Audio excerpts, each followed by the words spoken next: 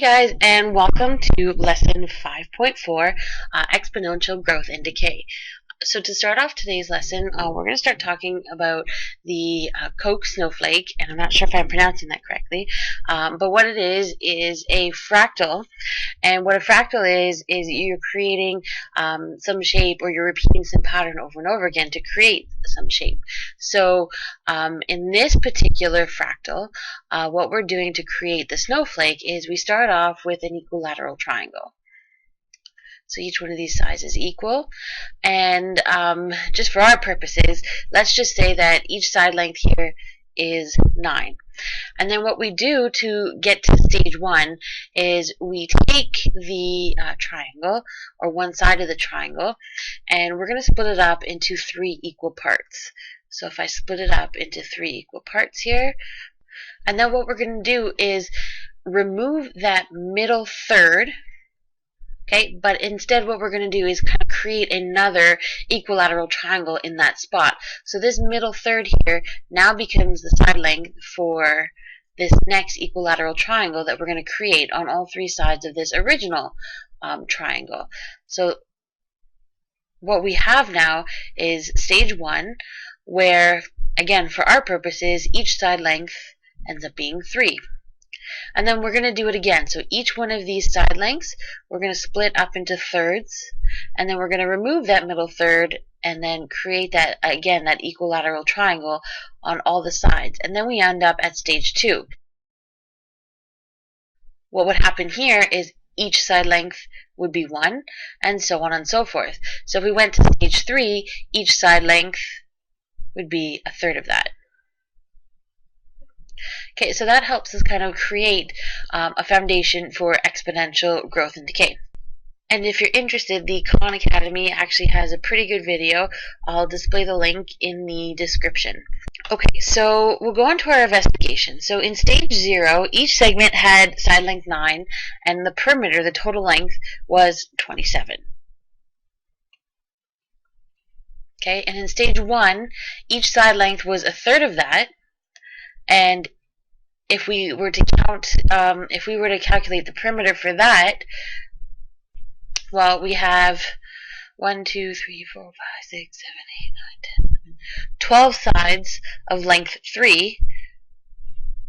So our total length for our perimeter would be 36 units. So we're just going to kind of keep following that pattern. So if we were to count all the sides in stage 2, we would have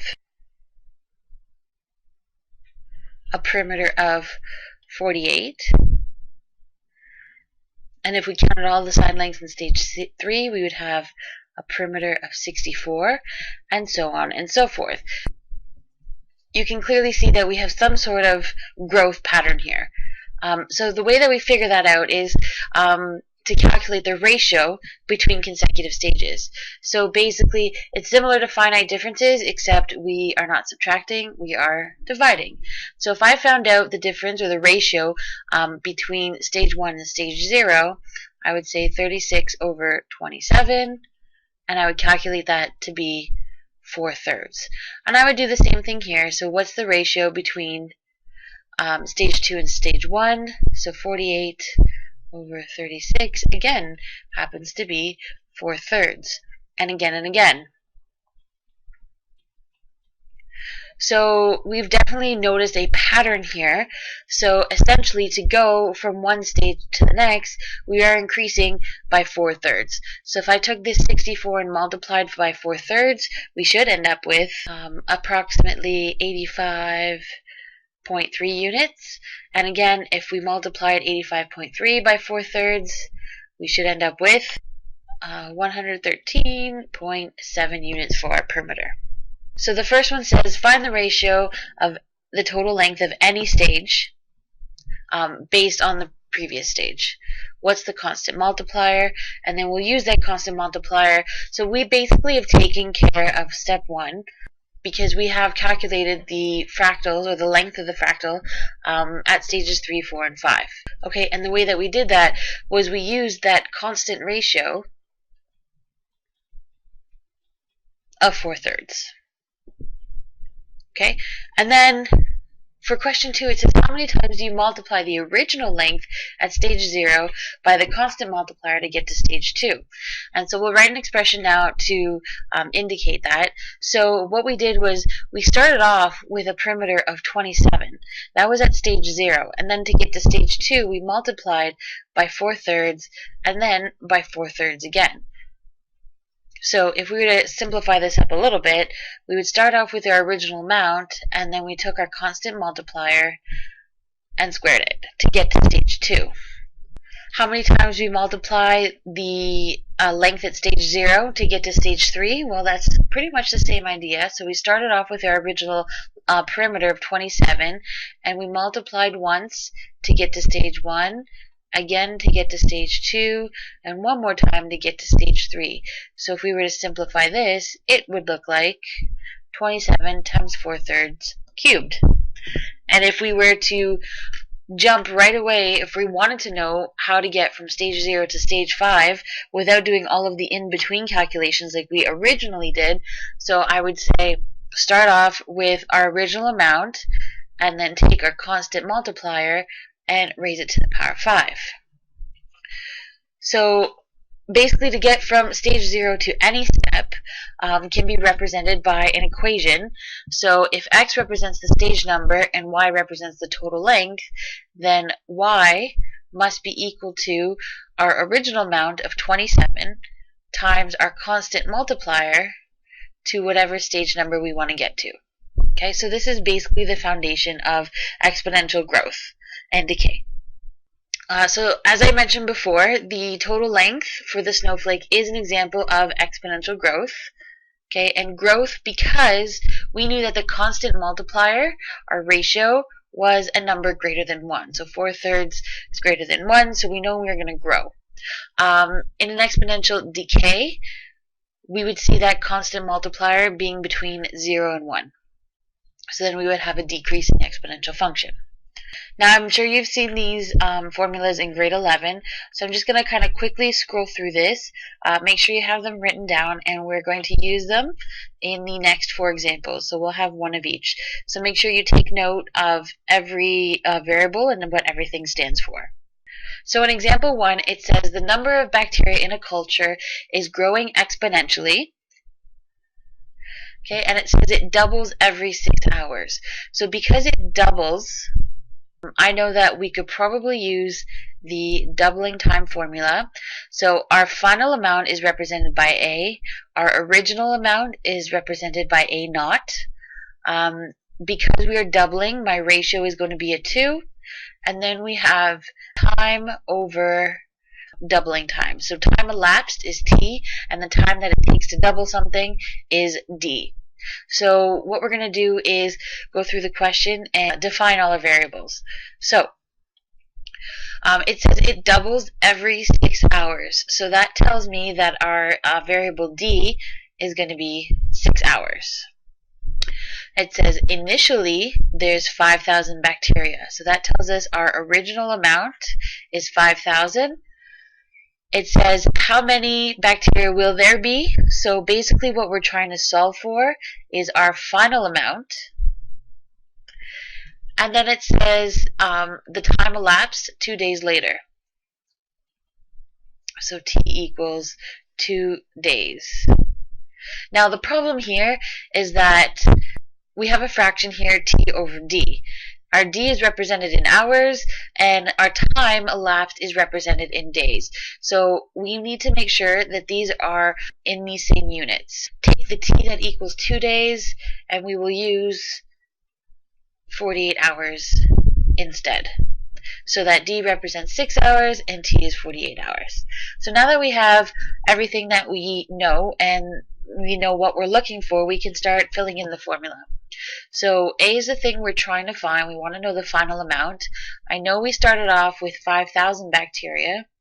We are doubling, and then we're going to raise it to the power of 48 over 6. So we can actually simplify that exponential fraction to, so 48 divided by 6 is just 8, and then we are going to go from there. Please remember your BEDMAS rules. we need to raise the 2 to the power 8 first and then multiply by 5,000. All too often I see too many people saying 5,000 times 2, which is 10,000, and then raise that to the power of 8. And then you're just going to end up with the wrong answer. So A equals 5,000 times 2 to the power of 8, which is actually 256. And when we multiply those together, after 2 days, we should have 1,280,000 bacteria.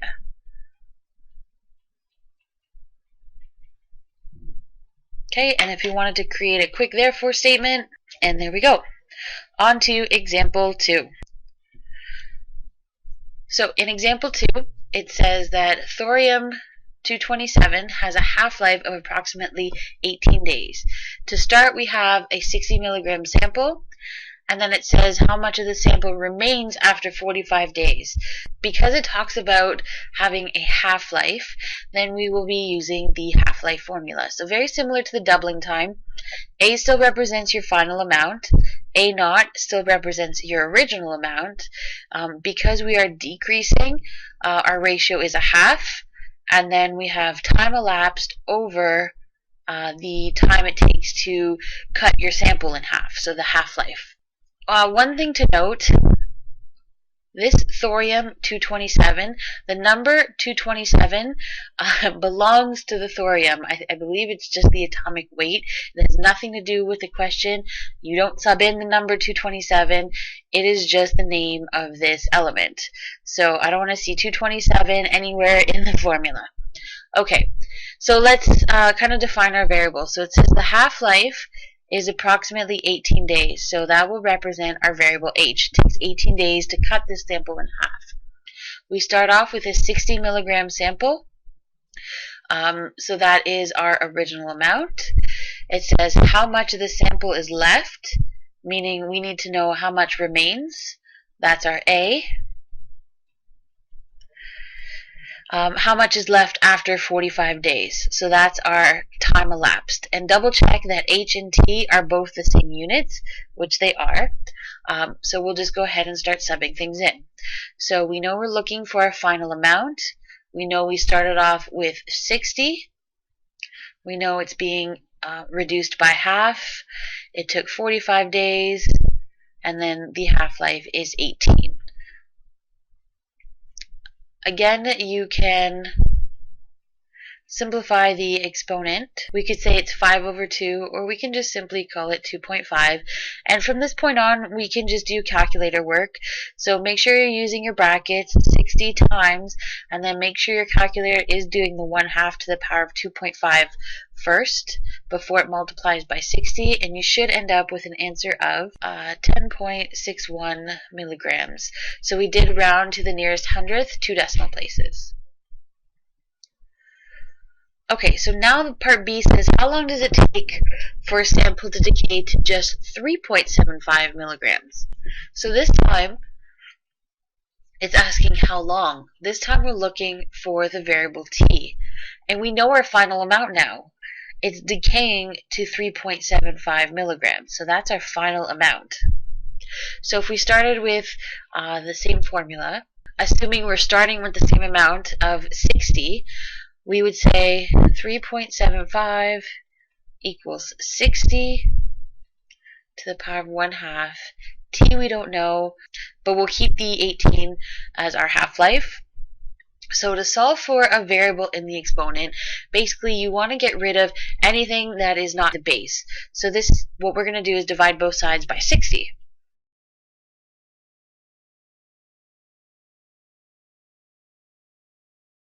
Now, if you go ahead and do that, we do end up with 0.0625 equals 1 over 2 t to the power of 18. Now, ideally, we would like, based on what we've done in class so far, ideally we would like to have this 0.0625 as a fraction and hopefully have it similar to the fraction that's on the right side. So what I suggest to you is get familiar with the fraction button on your calculator. Sometimes if you push in 0.0625 and hit the fraction button, it'll convert it back to a fraction for you. Otherwise, what you could do is change this decimal to a fraction and then reduce it. So for example, 0.0625 is really, well, I'll take these three numbers there, 625 over a 1 followed by how many decimal places. So if you'll see, this decimal has been moved to the right 1, 2, 3, 4 times. So I'm going to put 1, 2, 3, 4 zeros there. And if you actually reduce that fraction, you would get 1 over 16. Okay, well that is helpful because 16 and 2 are somewhat related to each other. I can rewrite this fraction as 1 over 2 to the power of 4 because 1 to the power of 4 is 1 and 2 to the power of 4 is 16. So what we've got now is two bases, or what we got is an equation that on both sides of the equal sign have the same base. So what we can do now is assume that the exponents are equal to each other. So off to the side here, we are going to write that 4 must be equal to t over 18. And now if we multiplied both sides by 18, we will isolate t and have our final answer, 72.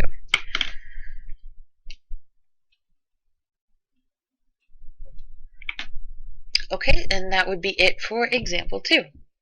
In example 3, it says a population of a small village is 240. It says the village is expected to grow at a rate of 6% per year. This isn't doubling time or half-life. It's an exponential growth at a rate of 6% per year. So what we're going to do here is use the formula A equals A naught 1 plus R to the power of t. And the reason that I use the plus r is because it's an exponential growth. So we are increasing by a rate of 6% per year. Now, when you are subbing the rate of increase into the formula, it must be in a form of a decimal. So in this case, r would be 0.06. Our original amount is 240. We want to determine the predicted population, so our final amount is something that we need to figure out, and then the time elapsed is 15 years. Okay, so now that we have everything we need for this equation, we'll start subbing in what we know. So we start off with 240 people, 1 plus 0.06, all to the power of 15. So we can go ahead and simplify inside the bracket first, give us 1.06 to the power of 15, and then from this point it's just straight calculator work, and what you should end up with is approximately 575 people. Okay, and then for our last example, it says Bart has just purchased a new car for $24,600. It says the car's value depreciates at a rate of 18% per year. So that tells me that not only are we going to use the formula where we are decreasing, so 1 minus r to the power of t, it also tells us that r is going to be 0.18. The question asks, what will the car be worth? So what we're looking for is our final amount in 5 years. So we have our variable t, and again earlier on it mentioned that it was valued at $24,600, so that is our original amount. So again, fill in everything that you know. So 24,600, 1 minus 0.18, all to the power of 5. So if we were to clean up inside that bracket, we would have 0.82 raised to the power of 5, and then finally, again just using your calculator at this point, we would end up with $9,120.80. So after only 5 years, his car is worth about $9,000. So that is the end of today's lesson, and as always, if you have any questions, please make sure you ask in class. Take care, guys.